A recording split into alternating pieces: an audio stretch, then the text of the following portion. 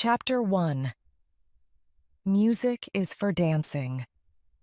One day, in a big house in Brussels, Belgium, a man took his daughter in his arms. Little Audrey Hepburn looked up and saw some beautiful lights above her.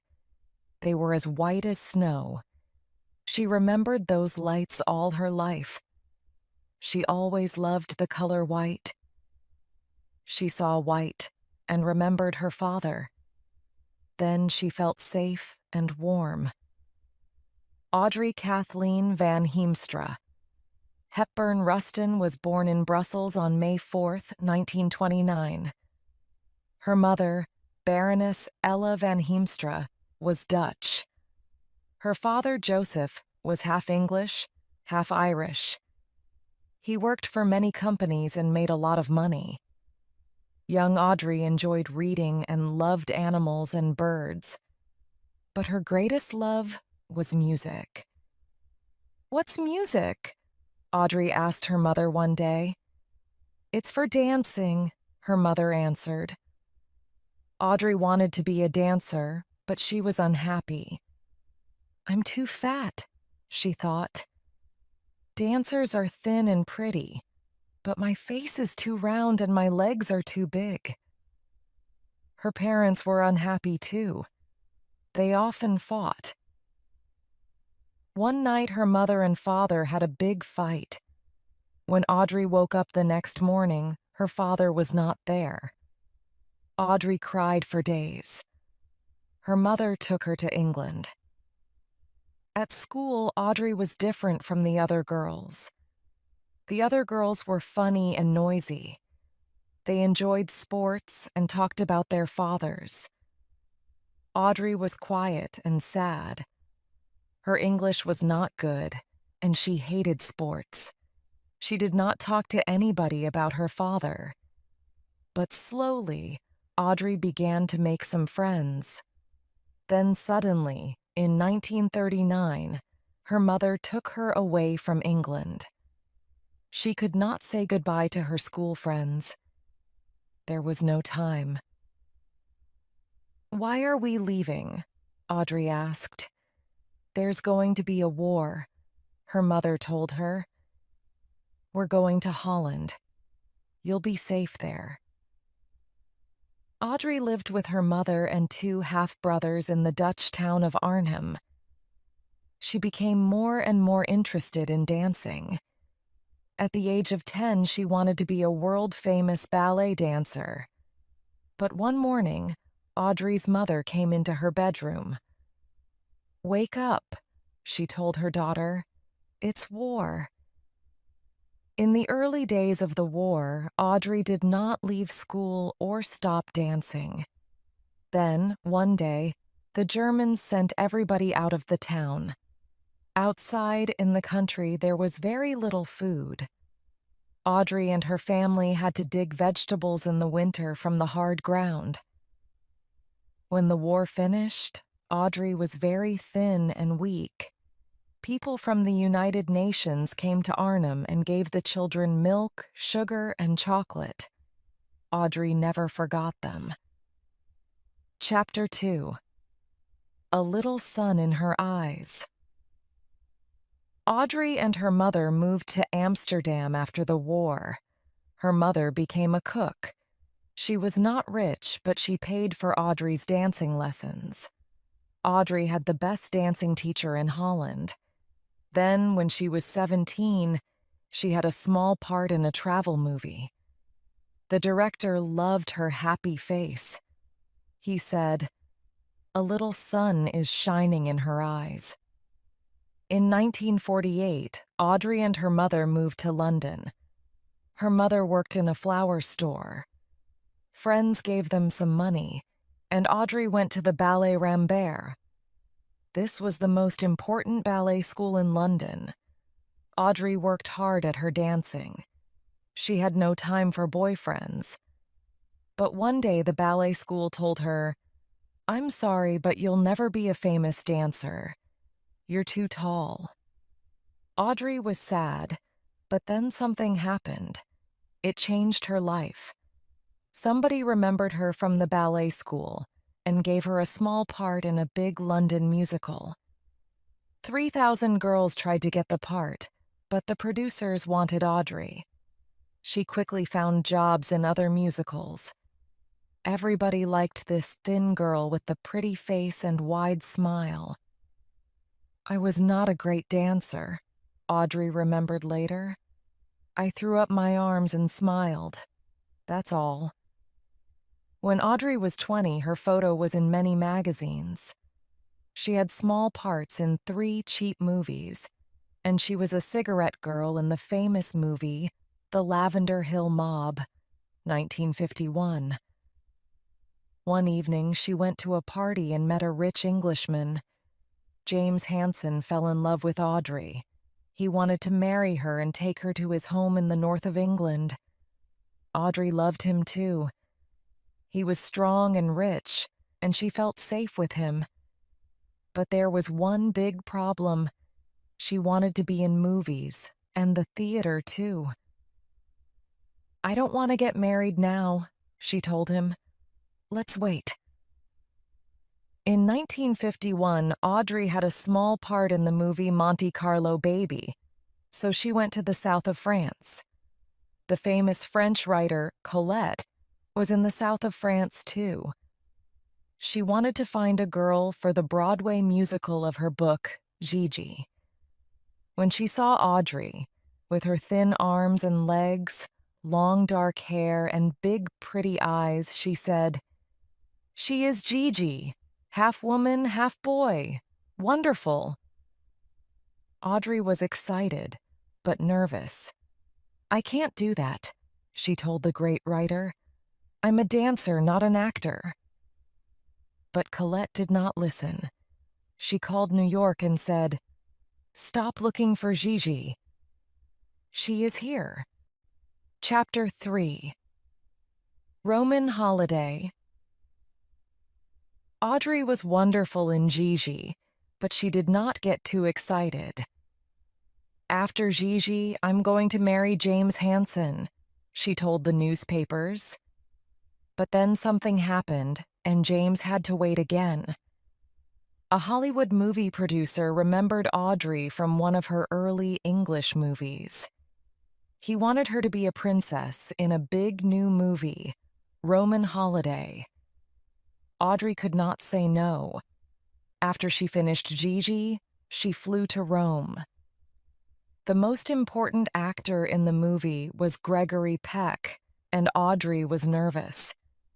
This was her first big movie, and Gregory Peck was world famous. Maybe he won't like me, she thought, but she was wrong. He was nice to her and helped her. It was the hottest summer in Rome for years, and the work was not easy. But Audrey was happy and friendly with the other actors. Everybody liked her. Roman Holiday opened in London on August 20th, 1953. In the movie, Audrey is a princess, but she does not wear expensive clothes or eat in expensive restaurants. She wants to see Rome and eat ice cream in the street. She wants to be the same as the other young girls in Rome. The movie made Audrey world famous. Young girls everywhere wanted to dress in the same way as her. Now she wanted to be in movies all the time. She was not ready to be James Hansen's wife. James was sad, but he understood. They stayed friends. Chapter 4. The Right Man. Audrey's next movie was Sabrina. Hubert de Givenchy of Paris made her clothes. "A woman does not wear a dress," he told her. "She lives in it." He became her friend for life. There were 2 very famous actors in Sabrina, William Holden and Humphrey Bogart. Holden liked Audrey very much. Bogart did not like Holden, so he was unfriendly to Audrey too. "Don't be sad. Nobody likes Bogart," Holden told her. "He's unfriendly to everybody." Holden fell in love with Audrey. He wanted to leave his wife and marry her. "She was the love of my life," he said later. Audrey liked Holden too, but he was not the right man for her. He drank too much, and he had a wife and 3 children. She did not want to hurt his family, but there was something more important than this. He could not have more children, and children were very important to Audrey. When she married, she wanted to be a mother too. Later in the same year, Audrey went to a party in London and met the right man. He was 11 years older than her, but to her he was wonderful. He was an actor, writer, producer, and director. He knew everybody in Hollywood. He was a good friend of Gregory Peck. He was intelligent and he could speak many languages. He had a warm and friendly face. His name was Mel Ferrer. Chapter 5. At the Top. In September 1953, there was a photo of Audrey on the front of Time magazine. "She shines with fire in her beautiful eyes," the magazine wrote. The world was in love with Audrey Hepburn, but Audrey was only in love with one man. She wanted to be with Mel Ferrer all the time. He produced a play for her on Broadway, Undine, and she acted in it with him for 6 months. People liked Undine, and Audrey acted beautifully. She won an Oscar for Best Actress in Roman Holiday. 3 days later, she won a Tony for Best Actress in Undine. These were exciting times for Audrey, but she was very tired. She had to have a vacation, so she flew to Switzerland. She loved Switzerland. She felt safe there, away from the people and noise of the big cities. She could see white mountains from her windows. Maybe she remembered more than 20 years before, a little girl in her father's arms with lights as white as snow above her head. Chapter 6. A Good Wife. On September 25, 1954, she married Mel Ferrer in Switzerland. She became pregnant and stopped making movies. Sadly, she lost the baby. She was very unhappy, but Mel was strong. He loved her and was very nice to her. After that, she wanted to be in movies with her husband. She acted with him in War and Peace, 1955. Then she made Funny Face, 1956, with the famous dancer Fred Astaire. Mel was not in this movie, but he was near her in Paris. Audrey enjoyed dancing with Fred Astaire. It was a happy musical with beautiful clothes by Givenchy. In 1956, Audrey made another movie in Paris Love in the Afternoon with Gary Cooper. This time Mel could not be near her.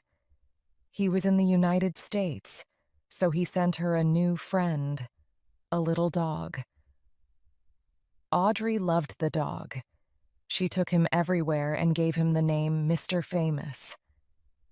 The next year, 1957, Audrey did not make any movies.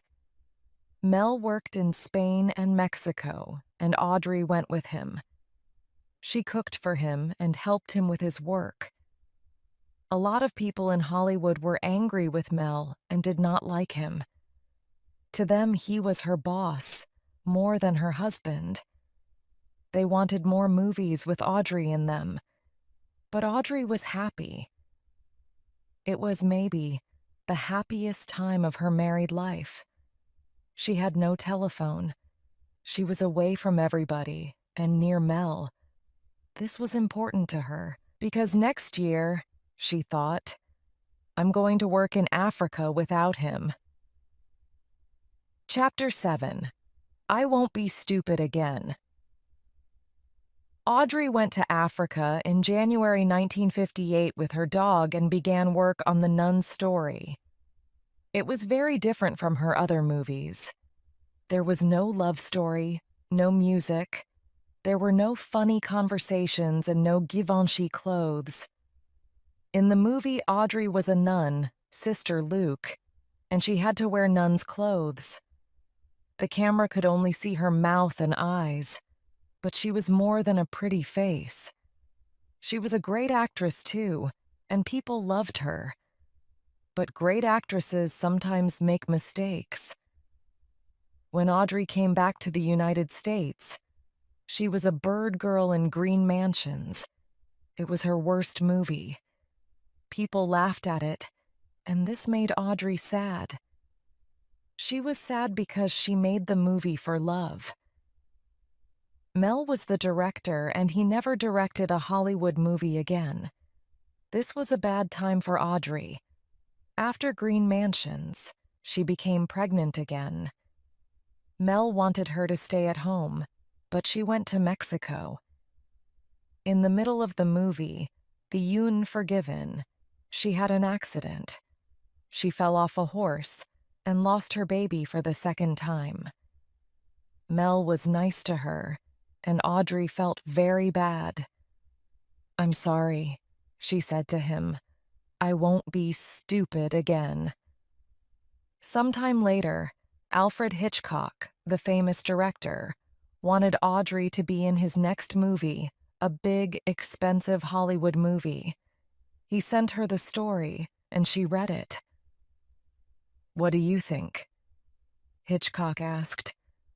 "Will you do it?" "I'm sorry," Audrey told him. "I don't like the story. It's not for me." Hitchcock was very angry with her. He made a different, cheap, black-and-white movie with no world-famous actors.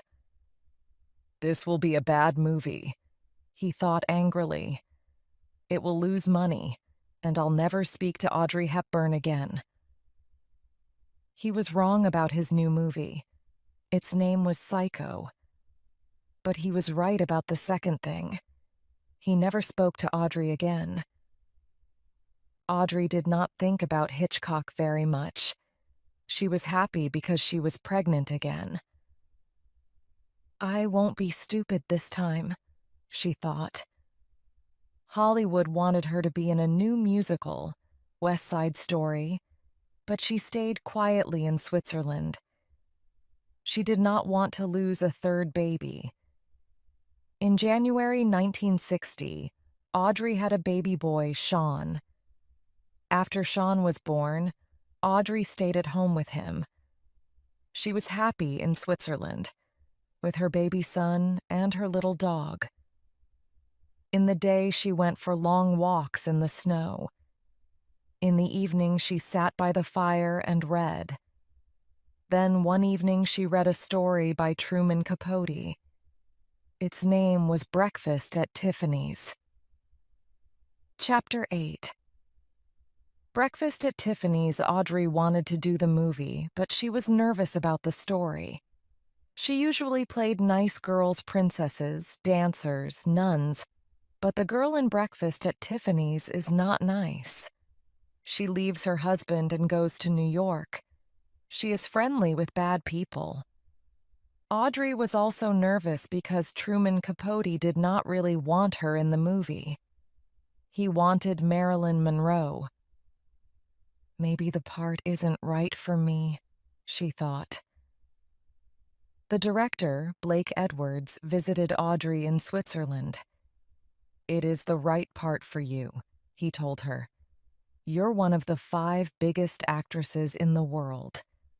You can do anything. It's time to do something different and dangerous. Yes, Holly's a bad girl, but behind her expensive clothes and dark glasses, she's only a child." Audrey made Breakfast at Tiffany's in New York, and it came to the movie theaters in 1961. "She's a European princess. She can't act the part of a poor American horse doctor's wife," some people said. But most people liked the movie very much. In her dark glasses and Givenchy clothes, Audrey was beautiful, crazy, and funny, and they loved her when she sadly sang Moon River at her bedroom window. Chapter 9. Sad Times. Audrey began to have problems after breakfast at Tiffany's. Mel was not happy. Audrey's becoming more and more famous, he thought. Maybe she doesn't love me. Audrey had other problems too. She was a school teacher in The Loudest Whisper with Shirley MacLaine, but the movie was not successful. It was boring, people thought. One day her dog, Mr. Famous, ran into the road. A car hit him and he died. Then in 1962 she made a very bad movie, Paris When It Sizzles. William Holden was also in the movie. He fell in love with Audrey and Sabrina, and he was in love with her 10 years later. He could not forget her, and he drank. In the evenings, Audrey often went to dinner with her old friend Givenchy. She told him about Mr. Famous and her problems with William Holden. "But there's something worse than that," she said sadly. "Things are not good with Mel and me." After Paris, When It Sizzles, Audrey became happier. She made Charade with Cary Grant, and this was a better movie. It was beautiful and intelligent, funny and exciting. Maybe, she thought, the bad times are at an end. One day, in the winter of 1962, Audrey was at home in Switzerland with her 2-year-old son. Suddenly she heard the telephone. Audrey answered it. "Are you sitting down?" somebody said from Hollywood. "You are going to be Eliza Doolittle in My Fair Lady." Chapter 10. My Fair Lady. My Fair Lady opened on Broadway in 1956. Rex Harrison was Higgins and Julie Andrews was Eliza Doolittle. It became the most successful theater musical of all time. Everybody wanted to see the same actors in the movie, but Jack Warner, the producer, had other ideas. He was happy with Rex Harrison, but he wanted a more famous actress for Eliza. He wanted Audrey Hepburn. In the beginning, Rex Harrison was very unfriendly to Audrey because Julie Andrews was not in the movie. He was also unhappy about money. "Why are you paying Audrey $1 million?" he asked the producers angrily. "My part is more important, but you're only paying me $250,000. Audrey found an answer to this problem. She bought Rex a red bike and they became good friends. But she could not buy red bikes for everybody. The newspapers also wanted to see Julie Andrews in the movie. Audrey felt sorry for Julie. "But what can I do?" she thought. "The producers want me, and I really want to be Eliza. I can't say no." Work began in August 1963, and it was not an easy time for Audrey. She had to have singing lessons because she could not sing as well as Julie Andrews. One day the director said, "I'm sorry, Audrey. We'll have to use a different singer." After this, she was difficult with everybody. She shouted at Mel when he visited her. Everybody on the movie heard their fights. Sometimes in front of the cameras she started to cry. My Fair Lady came to the movie theaters in October 1964. The newspapers did not like Audrey's acting in the first half of the movie, but they liked her more in the second half. She was beautiful in her white hats and dresses. And when Professor Higgins hurt her, she acted wonderfully. You could really feel it when she was angry. My Fair Lady won 8 Oscars, but Audrey did not win one. Hollywood felt sorry for Julie Andrews and gave her the Oscar for her part in the Disney musical Mary Poppins. Chapter 11: A Family Home. Audrey left Hollywood as quickly as possible. She wanted to be near Mel, so she moved to Spain with him for 8 months. She wanted to be happy again and to stop fighting. She remembered when she was a child. Her father left her when she was 6 years old.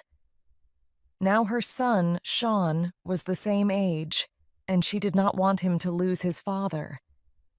She then bought a house in a small town in the French part of Switzerland. She had white English flowers in the yard, and Sean played with the other children. For a short time in 1965, Audrey and Mel were happy again. Audrey made a successful movie with Peter O'Toole, How to Steal a Million. After that movie, young women everywhere wore the same big white sunglasses and short white skirts.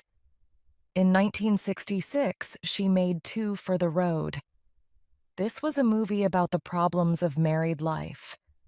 Audrey was very good in this movie, but it was more successful in Europe than in the United States.